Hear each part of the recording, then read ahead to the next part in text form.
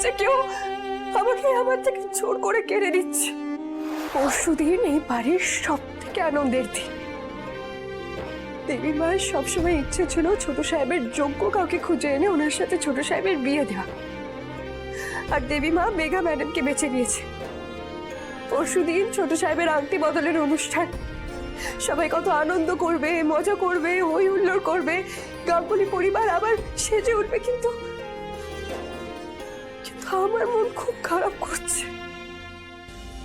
আমার আমার মনে হচ্ছে কেউ আমাকে আমার থেকে জোর করে কেড়ে নিচ্ছে।